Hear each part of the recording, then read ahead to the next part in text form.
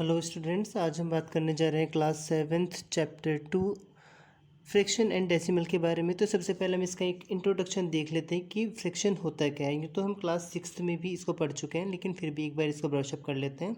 A fraction represent a number of a whole और any number of equal parts. यानी कि एक fraction को हम कैसे रिप्रेजेंट करते हैं कि वो किसी भी एक पूरे चीज़ का कोई एक सिंगल पार्ट होता है या कोई भी वो एक नंबर होता है जो इक्वल पार्ट्स में किसी भी चीज़ को डिवाइड करता है। सपोज़ कीजिए जैसे हम किसी एक पिज्ज़ा शॉप पे जाते हैं तो वहाँ पर हमें उसके 3 पार्ट्स कराने हैं, तो इक्वली हम उसको 3 पार्ट में इस तरीके से कट आउट कर देते हैं। तो ये हमारा 1/3 और 1/3 और 1/3 पार्ट में डिवाइड हो जाता है। या फिर कोई 4 फ्रेंड्स जाते हैं और वो सिंगल एक पिज़्ज़ा को अगर वो 4 पार्ट में डिवाइड करना चाहते हैं वो भी इक्वली, तो वो उसको इस तरीके से 4 पार्ट में डिवाइड करते हैं। तो ये हमारा 1/4 1/4 1/4 और 1/4 पार्ट में डिवाइड हो जाता है।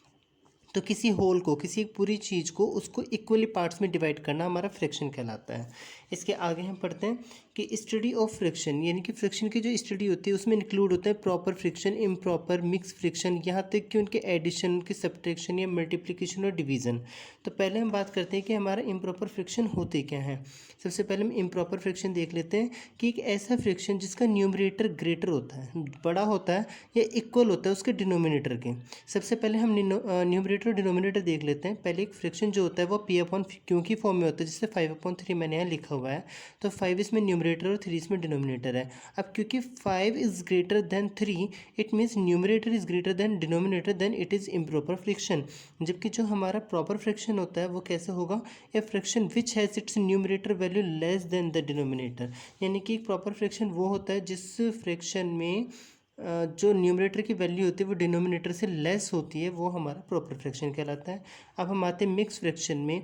अब फ्रैक्शन रिप्रेजेंट, एक ऐसा फ्रैक्शन जो रिप्रेजेंट करता है उसके कोशेंट को, उसके रिमाइंडर को, उसको हम मिक्स फ्रैक्शन कहते हैं।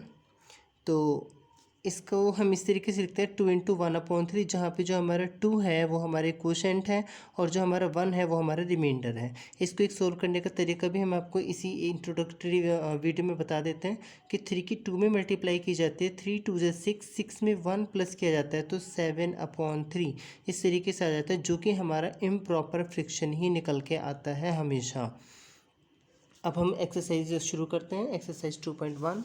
एक्सरसाइज 2.1 का क्वेश्चन नंबर 1 हमें कुछ इस तरीके से लिखा हुआ मिलेगा कि सोल्व कीजिए 2 - 3/5 को। तो इसको एक सिंपल तरीके से सिखाते हैं, जिसके नीचे कुछ भी नहीं होता वहाँ डिनोमिनेटर हम 1 लेते हैं। अब यहाँ पे क्योंकि 5 है तो नीचे भी 5 ही होना चाहिए, इसलिए हम ऊपर नीचे 5 की मल्टीप्लाई कर देते हैं न्यूमरेटर और डिनोमिनेटर में।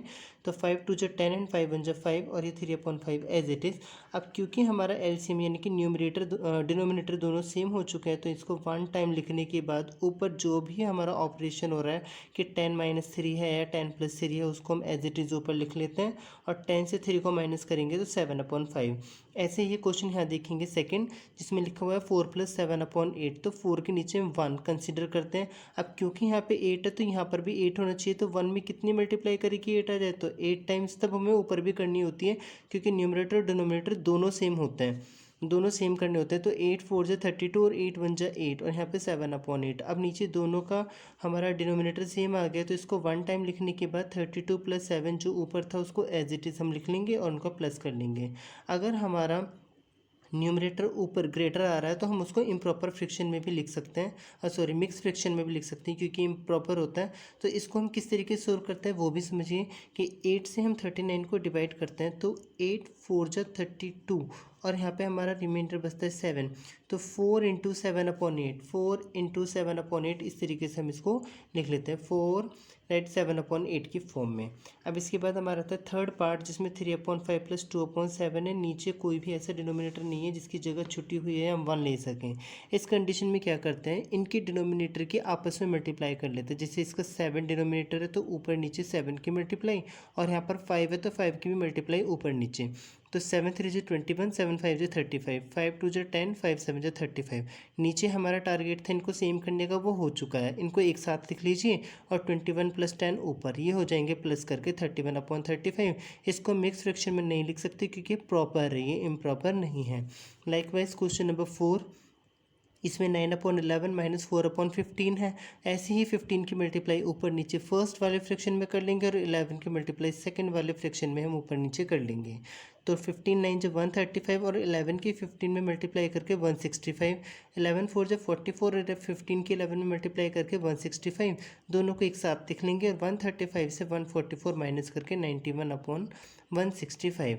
अब जब हमें 3 फ्रैक्शंस दे रखे हों जैसे 7/10, 2/5, 3/2, तो इसमें कौन से डिनोमिनेटर की कहाँ मल्टीप्लाई होनी चाहिए, ये बड़ा कंफ्यूजिंग होता है। इसके लिए हम एलसीएम लेते हैं नीचे डिनोमिनेटर्स का 10 5 2 का। तो 10 5 2 का हमने एलसीएम लिया, 2 से 10 कैंसिल आउट हो जाएगा 5 टाइम्स, 5 कैंसिल आउट नहीं होगा एज इट इज़, और 2 से 2 कैंसिल आउट हो जाएगा 1 बार, और 5 से 3 बार 1 1 1 आ जाएगा जहाँ पर हमारे ख़त्म हो जाता है। अब 2 और 5 के मल्टीप्लाई करेंगे तो 10, इट मीन्स ये जो 10 है ये हमें सबके नीचे 10 ही लाना है। तो 7/10 में ऑलरेडी 10 है तो 1 1 की मल्टीप्लाई कर लेंगे। एंड यहाँ पे 5 है तो 5 को 10 बनाने के लिए 2 की मल्टीप्लाई अगर हम डिनोमिनेटर में नीचे करेंगे तो ऊपर भी करेंगे। यहाँ पे 2 है, 2 को भी हमें 10 बनाना है तो 2 5 जो अगर हम 10 लेते हैं तो ऊपर भी 5 की मल्टीप्लाई करेंगे।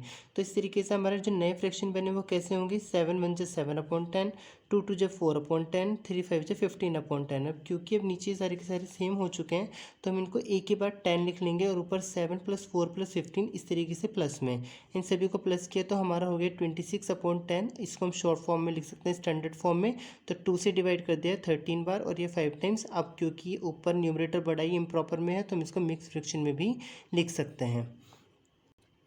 ना क्वेश्चन नंबर 6 हमें दिया हुआ है मिक्स फ्रैक्शन में, तो सबसे पहले हम इसे इम्प्रॉपर में चेंज करेंगे जैसे पहले सिखाया गया है कि 3 2 6, 6 में 2 प्लस करेंगे तो 8/3, डिनोमिनेटर सेम रहता है। 2 3 6, 6 में 1 प्लस करेंगे 7/2, यहाँ पे डिनोमिनेटर सेम है। अब 2 की मल्टीप्लाई ऊपर नीचे, इधर 3 की मल्टीप्लाई इधर ऊपर नीचे। 8 2 16, 3 2 6, 7 3 21, 2 3 6, दोनों का एलसीएम 6 आ गया और 16 में 21 को प्लस करेंगे 37/6 और फिर हम इसको 6 × 1/6 के रूप में यानी मिक्स फ्रैक्शन के रूप में चेंज कर लेंगे। ना क्वेश्चन नंबर 7 भी सेम इसी की तरह है, बस इसमें माइनस होना है, ऊपर प्लस हुआ था। 2 8 से 16, 16 में 1 प्लस किया 17/2, 8 3 24, 24 में 5 प्लस किया 29/8। इस 8 की मल्टीप्लाई ऊपर नीचे कर लेंगे और 2 की मल्टीप्लाई भी ऊपर नीचे। 17 8 136 और 8 2 16, 29 2 58 और 8 2 16, दोनों का एलसीएम 16 आ गया और 136 में से 58 को माइनस करेंगे तो 78/16, जो कि हम 2 से डिवाइड कर सकते हैं। 39 टाइम्स ही 8 टाइम्स, क्योंकि न्यूमरेटर हमारा बड़ा है तो इसको हम बाद में मिक्स फ्रैक्शन में भी चेंज कर सकते हैं और ये आ जाएगा 4 × 7/8 की फॉर्म में। Thank you and have a nice day.